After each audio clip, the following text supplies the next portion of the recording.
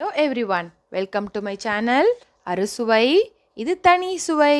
இன்றைக்கி நம்ம சேனலில் ரொம்ப ஹெல்த்தியான பாதாம் மில்க் எப்படி செய்கிறதுன்னு பார்க்க போகிறோம். வாங்க. ஃபஸ்ட்டு நான் ஒரு 15 பாதாம் எடுத்து தண்ணியில் 5 மணி நேரம் ஊற வச்சு எடுத்துக்க போகிறேன். பாதாம் ஊறினதுக்கப்புறம் அதோட தோலை நீக்கிட்டு நம்ம இந்த பாதாம் மில்கில் சேர்க்க போகிறோம். ஸோ பாருங்கள், நான் அது ஆல்ரெடி ஊற வச்சு அந்த பாதாமை தோலை நீக்கிட்டு வச்சுருக்கேன். 2 கப் பாதாம் மில்க்குக்கு இந்த பாதாம் கரெக்டான அளவு. இதை ஒரு மிக்சி ஜாரில் சேர்த்துக்கோங்க.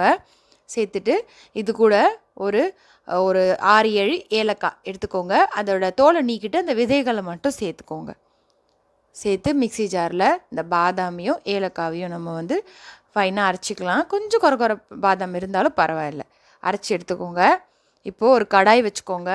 கடாய் நல்லா சூடானதும் நம்ம 1/2 லிட்டர் பால், திக்கான பால் சேர்க்குறேன். 2 கப் மில்க்குக்கு 1/2 லிட்டர் பால் சேர்த்துக்கோங்க. கடாய் இல்லைன்னா அடி கனமான பாத்திரங்களும் நீங்கள் யூஸ் பண்ணிக்கலாம். அப்போ தான் அடி பிடிக்காமல் இருக்கும். பாருங்கள், பால் நல்லா பொங்கி வருது.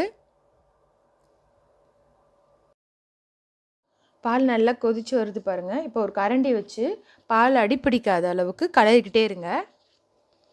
நல்லா ஒரு 1/4 மணி நேரம் அளவுக்கு நம்ம இந்த பாலை திக்காகிற வரைக்கும் நல்லா கொதிக்க விட போகிறோம்.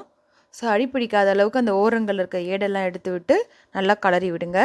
இப்போது நான் ஒரு 2 சிட்டிகை அளவுக்கு குங்குமப்பூவை மிதமான சூடு உள்ள பாலில் ஊற வச்சு எடுத்து வச்சுருக்கேன். அதையும் சேர்த்துக்கிட்டேன். சேர்த்து நல்லா கலந்து விட்டுருங்க. சுடு தண்ணி இல்லை பால் எதில் வேணால் நீங்கள் குங்குமப்பூவை ஊற வச்சு விடலாம். ஒரு 5 நிமிஷம் அது நல்லா ஊறுச்சுன்னா அந்த கலர் நல்லா வரும். ஸோ இப்போ அந்த குங்குமப்பூவையும் சேர்த்து நல்லா கொதிக்க விடுறேன். நல்லா கொதிக்கட்டும், கலர் நல்லா மாறும். இந்த ஸ்டேஜில் நம்ம அரைச்சி வச்சுருக்க அந்த பாதாம் ஏலக்காய் இருக்கு இல்லையா, அந்த பேஸ்ட்டை நம்ம சேர்த்துக்கலாம். சேர்த்து நல்லா கலந்து விடுங்க. இப்படி கொஞ்சம் நேரம் கொதிக்கும் போதே அந்த குங்குமப்பூவோட கலர் பாருங்கள், நல்லா ஊறி இந்த மாதிரி லைட் எல்லோ கலரில் வரும்.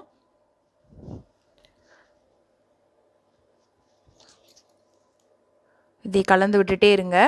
இப்போது இந்த பாலுக்கு தேவையான அளவுக்கு சர்க்கரை சேர்த்துக்கோங்க. நான் ஒரு 3 டேபிள் ஸ்பூன் அளவுக்கு சேர்க்குறேன். சேர்த்து நல்லா கலந்து விட்டுட்டு ஒரு 2 நிமிஷம் கொதிச்சதுக்கப்புறம் இறக்கி சர்வ் பண்ணிங்கன்னா சூடான பாதாம் மில்க் ரெடி. இது நீங்கள் சூடாகவும் சர்வ் பண்ணலாம், சில்லுன்னு சர்வ் பண்ணலாம். சில்லுன்னு வேணும்னா ஃப்ரீசரில் வச்சுட்டு சர்வ் பண்ணுங்கள். ஆறுனதுக்கப்புறம் ஃப்ரீசரில் வச்சுட்டு சர்வ் பண்ணுங்கள். நான் செஞ்ச அளவுக்கு படி செஞ்சிங்கன்னா உங்களுக்கு ஒரு 2 டம்ளர் பாதாம் ட்ரிங்க் கிடைக்கும். நீங்கள் கடைகளில் வாங்குறத விட இது ரொம்ப வீட்டில் செய்யும்போது சீப் அண்ட் பெஸ்ட்டாக இருக்கும். பாருங்கள், அது மேலே கொஞ்சோண்டு பாதாம் வச்சு சர்வ் பண்ணுங்கள். வீடியோ பிடிச்சதான் நம்ம சேனலை சப்ஸ்கிரைப் பண்ணிக்கோங்க. நீங்களும் இந்த ரெசிபி செஞ்சு பார்த்துட்டு எப்படி இருந்ததுன்னு கமெண்ட்ஸில் சொல்லுங்கள். தேங்க்ஸ் ஃபார் வாட்சிங்.